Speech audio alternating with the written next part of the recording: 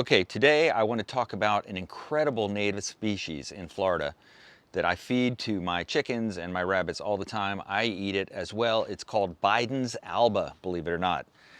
And it's got these cool little daisy-like flowers you can see here, which bloom all over it.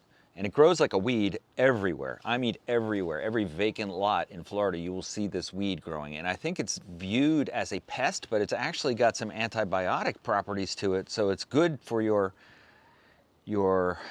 general well-being. And it smells, almost has like a carrot smell to it.